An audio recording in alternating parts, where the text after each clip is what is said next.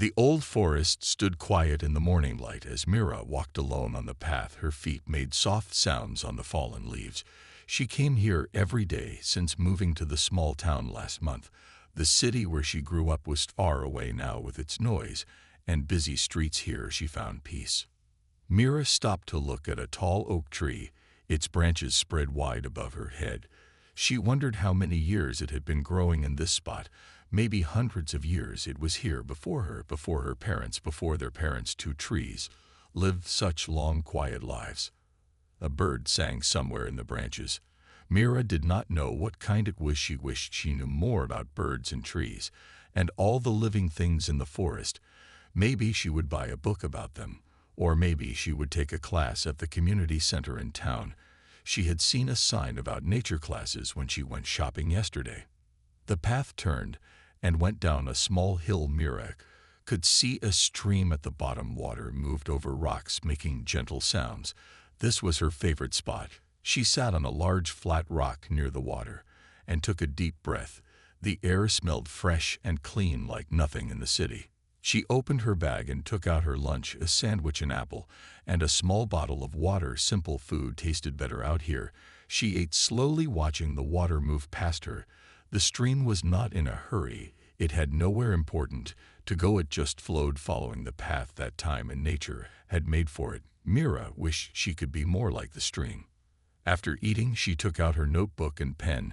She started coming to the forest to write. She had always wanted to write stories, but never had time before. There was always work or school or friends asking for her time. Now in this new place, she had made time for herself. She began to write about the forest, but not just what she could see. She wrote about what might be hiding behind the trees. Maybe small magical creatures lived here, watching her every day. As she walked by, maybe the trees could talk to each other in a language too slow for humans to hear. Maybe the stream carried messages from the mountains to the sea. Mira wrote until her hand got tired. Then she closed her notebook and put it away. She would come back tomorrow and write more. The story was growing in her mind, like a seed that had been waiting for the right soil. The forest was giving her what she needed to make it grow. She stood up and stretched. She should go back home soon. There were still boxes to unpack and walls to paint, but she did not want to leave just yet. She walked a little farther down the stream, finding new places she had not seen before. A fallen tree made a bridge across the water. Small white flowers grew in patches where sunlight broke through the trees. Mira felt like she belonged here more than she ever belonged in the city. She would make this forest part of her new life. She would learn its secrets one by one, and maybe it would learn hers too. The small fishing boat rocked gently on the waves as Tom checked his nets. The morning sun was just coming up, making the water shine like gold. He had been doing this work since he was a boy, following his father out to sea. Now his own beard was turning gray and his hands were rough from years of pulling ropes and nets. The sea was calm today, which was good. Tom did not like the big storms that came sometimes, making the boat jump and twist on the waves. Those days were dangerous, but today was peaceful. He could see far across the water to where it met the sky in a straight blue line. His dog Max sat at the front of the boat watching the water. Max was old too. His brown fur had white spots now, and he moved slower than he used to, but he still came with Tom every day. They were a team and had been for many years. Tom pulled up the first net. It was heavy, which meant good news. Fish moved and jumped inside the net, their scales catching the light. Tom smiled. This would be enough to sell at the market and have some left for himself. He carefully put the net in the big box on the boat and dropped another net into the water.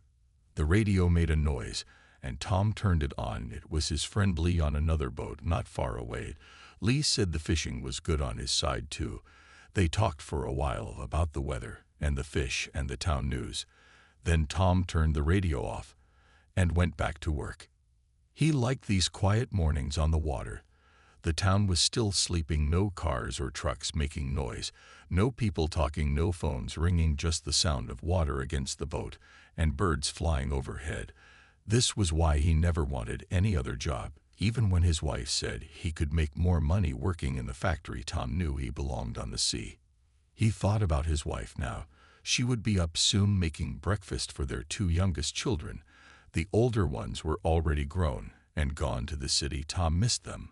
but understood why they left. The town was small and did not have many jobs for young people. He hoped they would visit soon.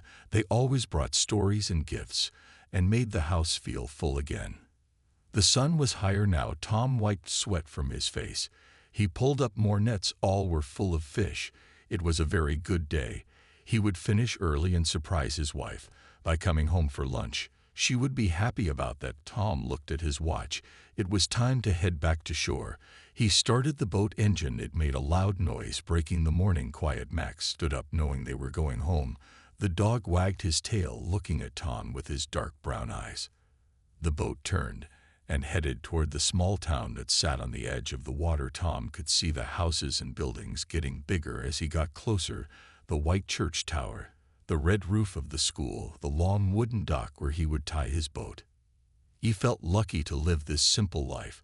Some people spent their whole lives looking for happiness in big cities or in having lots of money. Tom found his happiness here on the water with his nets and his dog and the fish and the sky. And when he went home, his family would be there, and his wife would smile when she saw how many fish he caught. Today was a good day, a very good day. The library was quiet, as it always was. Sarah moved between the tall bookshelves, running her fingers along the spines of old books. She loved the feeling of them, the smell of paper and ink, the small sounds her shoes made on the wooden floor. She had worked here for 5 years now, and still found new books she had never seen before. The library building was very old, made of gray stone with high windows that let in streams of light. Sarah often watched the dust moving in these light beams like tiny stars floating in space. She imagined each dust piece was a small world with its own stories. Today Sarah was putting away books that people had returned. She had a cart full of them and moved slowly, checking each number and finding where it belonged on the shelves. This was her favorite job in the library. She liked the order of it. Everything had its place. Some people found libraries boring, but Sarah never did. Each book was a door to another world.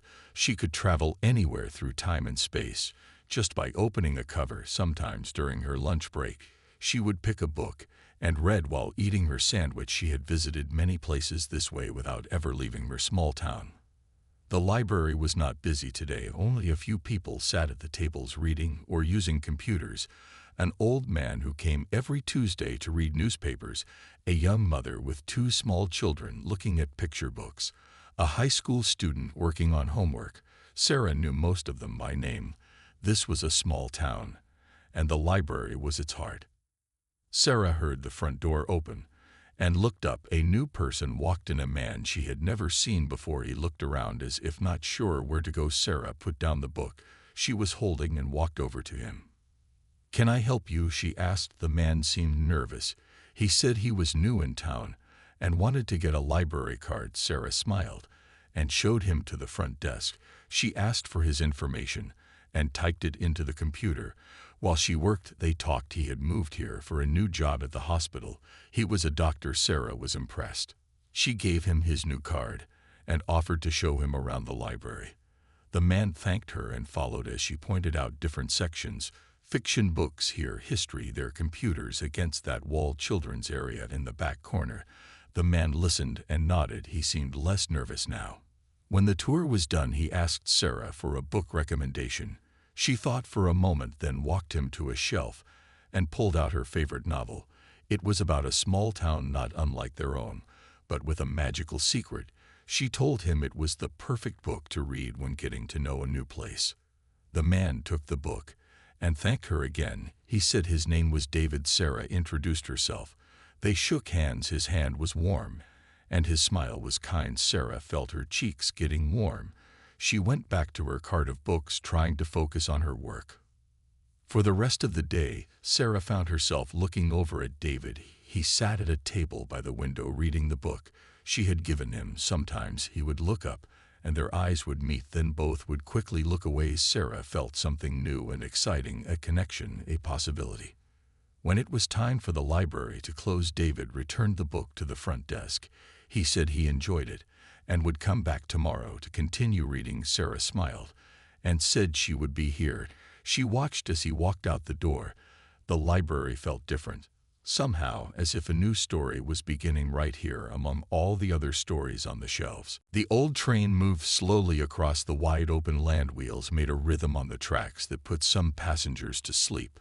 But not Leo. He sat by the window watching the world go by, fields and farms, small towns with white houses, mountains in the distance. It was his first long train trip, and he wanted to see everything. Leo was going to visit his grandfather, who lived far away. His parents could not come, they had to work, so Leo was traveling alone.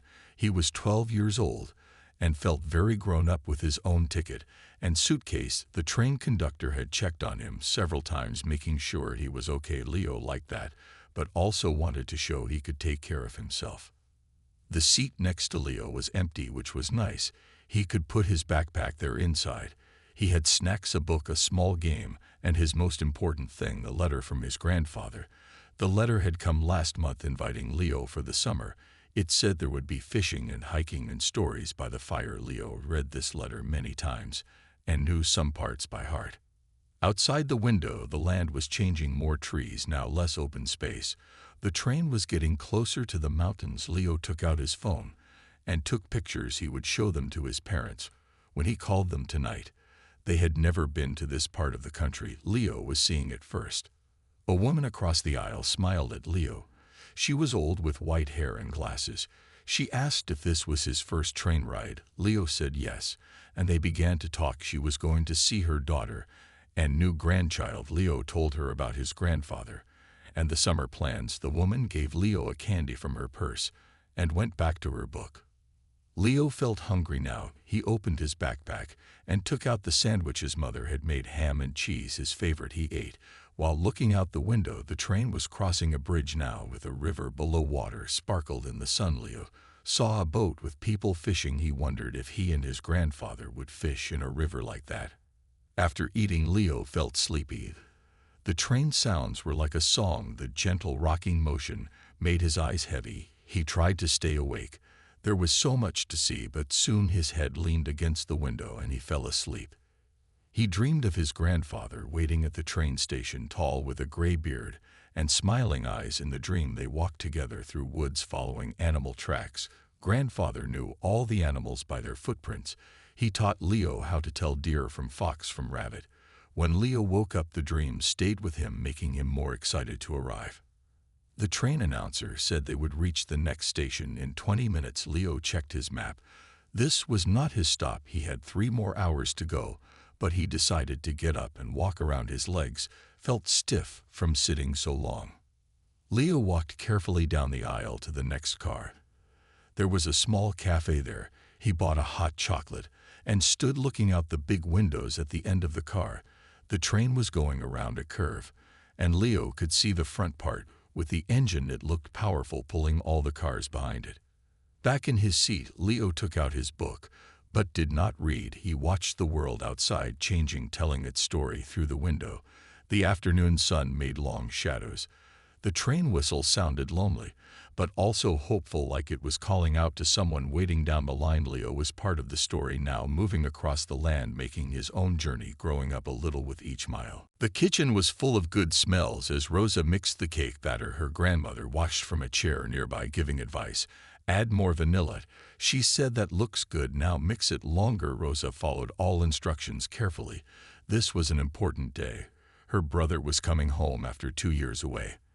The cake was his favorite, chocolate with cherry filling. Rosa wanted everything to be perfect. She had been planning this welcome home party for weeks. The house was clean, decorations hung in the living room, gifts waited on the table, but the cake was the most important part. Grandmother had taught Rosa to bake when she was small, standing on a chair to reach the counter, learning to crack eggs without getting shells in the bowl, measuring flour and sugar. The kitchen was their special place where family recipes passed from one generation to the next like magic spells that created happiness. Rosa poured the batter into 2 round pans and put them in the oven. Now they had to wait. She set the timer and sat down with her grandmother at the kitchen table. They drank tea and talked about the brother who was coming home. He had been in another country studying at a university. He was the first in their family to go so far away. They missed him very much. His last phone call said he had many stories to tell and gifts from his travels. Rosa was excited to hear everything. She wondered if he would seem different now after living in another place with different people and customs. Would he still like the same foods? Would he still laugh at the same jokes? Would he still be her brother who taught her to ride a bike and climb trees? The timer made a loud ring. The cake was ready. Rosa put on oven mitts and carefully took out the hot pans.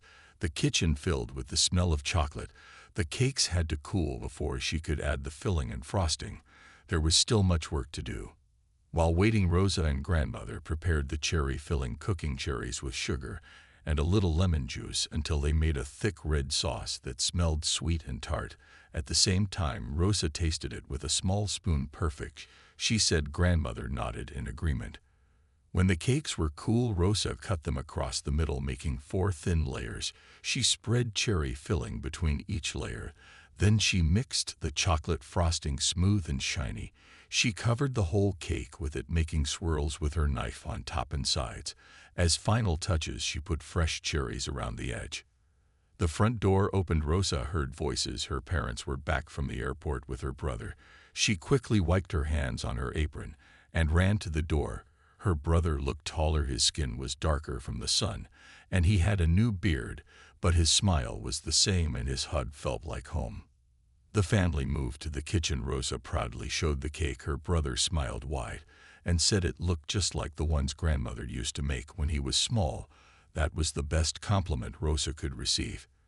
They sat around the table. The brother told stories about his life abroad. He showed pictures on his phone of strange buildings and new friends. He gave out gifts, things they had never seen before, made in faraway places. But the best gift was having him at the table again, laughing, talking, eating the cake that Rosa made with love. As evening came, they were still in the kitchen. The cake was half gone. Stories continued. Food and conversation brought them together, healing the space that had been empty for 2 years. Rosa watched her family, feeling happy and complete. This was what kitchens were for, not just cooking, but connecting, making memories that would last like recipes passed down through time. The art class met every Saturday morning in the community center. Miguel had been going for 3 months now. At first he felt nervous. He had never painted before, but the teacher, Mrs. Lee, was kind. She said everyone had art inside them. They just needed to find a way to let it out. Today the class was learning about color mixing, how blue and yellow make green, how red and blue make purple. Miguel found it amazing that so many colors could come from just a few. He mixed paints on his palette, creating new shades that did not have names. The classroom was bright with big windows. Students of all ages sat at tables with their paints and brushes. An old man who painted birds, a teenage girl who liked to paint people, a woman who made pictures of the sea. Miguel enjoyed being part of this group. Each person saw the world differently and showed it through their art. Mrs. Lee walked around the room looking at each student's work. When she came to Miguel, she smiled. "Your colors are getting stronger," she said. "Keep exploring." Miguel felt proud. He was learning, he was growing. On his canvas, Miguel was painting the view from his apartment window, a street with trees, buildings with many windows, a small park where children played. He was not trying to make it look exactly real. He wanted to show how it felt to look out that window every morning, the hope of a new day, the life of the city waking up.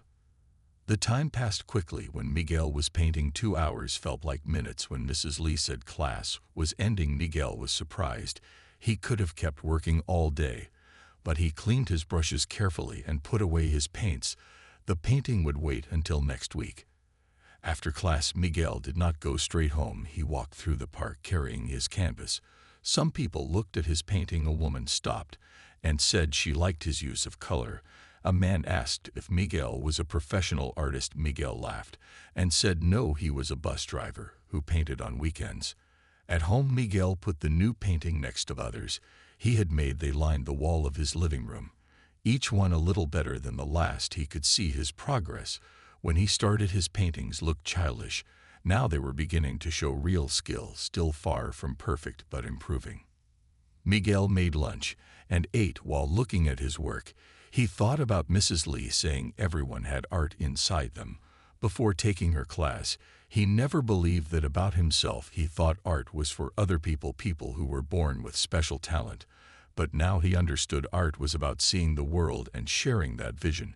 It was about practice and patience and joy in creating. His phone rang. It was his daughter calling from college. Miguel told her about his painting. She asked him to send a picture of it. He took a photo and sent it to her. She replied with a message saying it was wonderful, and she was proud. Miguel smiled. His daughter had been the one who first suggested he take the art class. She had seen something in him that he did not see in himself. Later, Miguel took out a new blank canvas. He was not supposed to start a new painting until next class, but he felt inspired. He wanted to paint his daughter not from a photo, but from memory, how he saw her, how she lived in his heart. He mixed new colors and began. The afternoon light was perfect. As he painted, Miguel felt completely happy. He had found something that made time disappear, something that connected him to his deepest feelings, something that was just for him, not for money or duty, but for joy. This was what Mrs. Lee meant when she talked about finding the art inside. Every brush stroke felt right, every color choice seemed natural. The painting was coming from somewhere beyond his thinking mind. Miguel painted until the sun went down. Then he turned on the lamp and continued. This painting would not be finished today or tomorrow. It would take time, but Miguel was not in a hurry. He had found his path. He was an artist now, a bus driver who was also an artist, and that was a beautiful thing. The garden grew behind the small house where no one could see it from the street. It was Elena's secret place. She had been working on it for 5 years. Since moving into the house, what was once just dirt and weeds was now a living paradise, full of flowers, vegetables, herbs, and small fruit trees. Elena came out early each morning before work to tend her plants. The morning light made everything look fresh, and knew she would check each plant, looking for signs of growth or problems needing attention. She talked to them too softly, telling them good morning, and how beautiful they looked. Elena knew some people would think this was strange, but she believed plants could feel care and love. Her favorite time was spring, when everything woke up after winter. New green shoots pushed through soil, seeds sprouted, buds formed, and opened into flowers. The whole garden seemed to celebrate life. Elena felt the same way inside, as if she too was waking up and growing. Today Elena was planting new seeds. She had prepared the soil, mixing in compost she had made from kitchen scraps and fallen leaves. She made small holes with her finger, dropped seeds in, and covered them gently. She watered them with a soft spray, not too hard. Each kind of seed had a small sign telling what would grow there: carrots, tomatoes, peppers, beans. While working, Elena heard birds singing in the apple tree. She looked up and saw a nest. There must be baby birds inside soon. There would be more music in the garden. Birds were good for the garden. They ate insects that might damage plants. Elena left water in shallow dishes for them, and never used chemicals that might harm them. The back door opened, and Elena's daughter Maya came out carrying 2 cups of tea. She was home from college for the summer break, and had started helping in the garden. They sat together on the small bench under the apple tree, sipping tea and making plans for new plants. Maya wanted to add more flowers that butterflies liked. Elena thought that was a wonderful idea.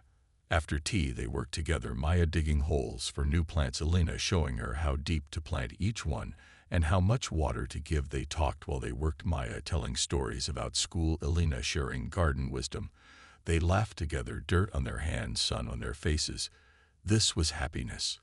Elena remembered her own mother, who had a garden when Elena was small. That garden was different, mostly vegetables for feeding the family during hard times. But the feeling was the same: hands in earth, growing things, taking care, continuing life. Elena was passing this knowledge to Maya, just as her mother had passed it to her. By midday, the sun was hot. They decided to stop for now. They put tools away and washed their hands at the outdoor faucet, looking back at their work with satisfaction. New plants were in the ground. Seeds were nestled in soil, waiting to sprout. The garden looked loved. Inside the house, Elena made lunch: fresh bread, cheese, a salad with greens from the garden. Maya set the table by the window, where they could look out at their morning work. They ate slowly, talking about books and movies, and Maya's plans for after college, simple things, family things. After lunch, Maya went to meet friends. Elena returned to the garden alone. She sat on the bench and looked at everything she had created here in this space. She had made beauty and food from nothing but soil, sun, water, and care. It was a kind of magic available to anyone willing to learn and work. The garden taught Elena patience. Nothing grew in a hurry. Each plant had its own time. Plants could not be rushed, but with proper care they would grow and flower and make fruit in a world that moved too fast. The garden moved at nature's pace. Elena tried to live the same way, taking time, noticing small changes, finding joy in growth. Evening came. The air-cooled birds returned to the apple tree singing evening songs. Elena walked through her garden one last time before going inside. She said good night to her plants, thanking them for their beauty and gifts. She knew tomorrow they would all be slightly different, slightly taller, slightly more themselves. The garden was never finished. It was always becoming. It was perfect in its becoming, just as people are. The mountain trail wound upward through tall pine trees. Sunlight broke through branches in bright patches, making spots of gold on the ground. Amir's boots made soft sounds on the dirt path. His backpack felt heavy after hours of hiking, but the weight did not bother him. He had been waiting for this trip for months, planning every detail. Amir stopped to drink water from his bottle and check his map. According to his calculations, he was halfway to the lake where he planned to camp for the night. The hardest part of the climb was still ahead, but so were the best views. He put away his map and continued walking uphill. His breathing was steady, his legs were strong from training. Birds called in the trees, small animals rustled in bushes. As he passed, a squirrel watched from a branch with curious eyes, holding a pine cone in its small hands. For a moment, Amir and the squirrel looked at each other, two different beings sharing the same forest. Then the squirrel ran up the tree and disappeared. The trail grew steeper. Rocks and tree roots made walking more difficult. Amir had to watch his step carefully. One wrong move could mean a twisted ankle or worse. He used his walking stick for balance, pushing against the ground with each step. Up and up he went. The trees began to thin out, allowing more sky to show above. Amir had been hiking alone for 3 days now. At first the silence felt strange. He was used to city noise, cars, people, music, phones, always something making sound. But now he heard different things: wind in trees, water in streams, his own heartbeat. These natural sounds were changing him, making his mind quieter. The trail turned sharply, and suddenly Amir could see far across the valley. Where trees had blocked the view, now there was open space. Mountains rose in the distance, their tops white with snow. Even though it was summer, snow never left the highest peaks. Amir stopped to take pictures, but knew the photos would not capture how it really looked or how it made him feel. He sat on a large rock to rest and eat some trail mix. The sun was warm on his face. The air smelled of pine and earth. Amir felt completely present in this moment, not thinking about work or bills or problems back home. Just here now, breathing, seeing, being. This was why he came to the mountains, to remember what was real. After resting, Amir continued hiking. The trail now followed a ridge with views on both sides. To his left, the valley he had crossed yesterday. To his right, a new valley he had never seen before. The path was narrow here, with steep drops on either side. He walked carefully, feeling both excitement and caution. The sun moved lower in the sky, shadows grew longer. Amir knew he needed to reach the lake before dark. He picked up his pace, ignoring tired muscles and sore feet. The map showed he was getting close, but mountains could be tricky. Distance was hard to judge. Finally, he saw a flash of blue through the trees. Water. The lake, he had made it. Amir smiled and walked faster. Now that his goal was in sight, his energy returned. The lake grew larger as he approached. It was bigger than he expected, surrounded by trees, with mountains rising behind it. The water was clear and still, like a mirror, showing the sky and mountains upside down. Amir found a flat area near the shore and put down his heavy pack. Relief filled his body as the weight left his shoulders. He stretched his arms to the sky, feeling muscles pulling. He had carried everything he needed to live for a week: food, tent, sleeping bag, cooking tools, water filter. Now it was time to make camp. He worked quickly and steadily, setting up his tent, gathering wood for a fire, filtering water from the lake. Soon his small camp was ready. The tent stood firm. The fire burned, bright water boiled in his pot for tea. Amir sat on a log, watching the sun set behind the mountains. The sky turned orange, then pink, Then purple stars began to appear one by one. In the city, a mirror could never see stars like this. Here they filled the sky like millions of distant lamps. The fire crackled somewhere. An owl called Amir sipped his tea, feeling peaceful and small. Under the vast sky tomorrow, he would explore around the lake, maybe swim if the water was not too cold, maybe climb higher to see what was beyond the next ridge.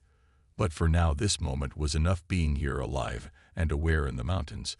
This was everything. The robot named Rex moved slowly through the abandoned building, its metal feet making echoing sounds on the concrete floor. Its sensors scanned every corner, looking for what it was programmed to find: old things left behind. When humans moved away, books, tools, pictures, anything that might tell stories about the past. Rex had been working alone for 5 years, exploring empty places in the city. Once these buildings were full of people and noise and life. Now they were quiet except for wind and rain, and sometimes animals that had made homes in walls and corners. Rex collected objects and brought them back to the museum where humans studied them, learning about life before the great changes. Today Rex was in what used to be a school. Desks still stood in rows in some rooms, boards still hung on walls. Some had writing that had not been erased. Pictures of children had faded on bulletin boards. Books filled shelves, dusty, but still holding knowledge. Rex carefully picked up a small red book from a desk. It was a story about animals. Its pages were yellow, but the pictures were still bright. Rex put it in the collection bag. In another room, Rex found musical instruments: drums without skins, flutes with broken keys, a piano with missing strings. Rex played one key and a soft note filled the room. It seemed sad. Somehow a single sound where once there must have been many making songs together. Rex recorded the sound and took a small drum to bring back. The robot moved to the next floor using stairs because the elevators no longer worked. Its joints whirred and clicked, the only sounds in the empty building. Rex did not mind being alone. It was made for this work.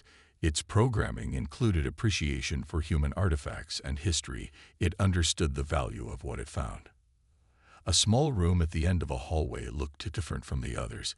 It had a bed and pictures on the walls. Someone had lived here, maybe a caretaker who watched over the school. Rex scanned the room and found many personal items: a brush with hair still in it, old clothes in a drawer, a box of letters tied with string. These were important finds. They showed how someone had lived. Rex picked up a framed picture from beside the bed. It showed a woman standing with a group of children, all smiling. Rex studied their faces. Human expressions were complex, but the robot had learned to recognize happiness. These humans had been happy together. Rex put the picture carefully in the collection bag. The sun was setting. Light came through broken windows, making long shadows. Rex did not need much light to see, but knew it was time to return to the museum. Its power would last many more hours. But museum workers finished their day when the sun went down. They would want to see what Rex had found. Before leaving, Rex went to the roof of the building. From there, it could see the whole city. Some areas had new buildings with lights and movement. People had returned to those places, rebuilding after the difficult years. Other areas, like this one, remained empty, waiting for humans to come back or for nature to reclaim them. Rex recorded the view. Its memory banks held thousands of such images, showing how the city changed over time. The robot began its journey back to the museum, moving carefully through streets that were breaking apart, with plants growing through cracks. Small animals ran from its path. Birds watched from broken windows. Rex had seen the city change season by season, year by year. It would continue to change. That was the way of things. Nothing stayed the same. At the museum, humans waited. Rex delivered the collection bag and connected to the main computer, uploading all recordings and scans from the day. The humans thanked the robot. They always treated Rex with respect, knowing its work was important. Rex watched as they examined the items with gloved hands. Their eyes showed excitement when they found the box of letters and the school book. When the upload was complete, Rex moved to its charging station. A young human researcher patted its metal shoulder. "Good work today, Rex," she said. The robot's lights blinked in response. It did not need thanks. Its purpose was to collect and preserve. It would go out again tomorrow to a different building. It would find more pieces of human history. It would bring them back. This was its function. This was enough. The lights in the museum dimmed as workers went home. Rex remained powered on its systems, running quiet diagnostics, preparing for tomorrow. The robot did not sleep, but entered a rest mode where it processed what it had seen and found today had been successful. The school had held many valuable items. The museum collection grew. The human story continued to be recorded piece by piece. Rex was part of that story now, a new kind of being helping to remember the old world while humans built their new one.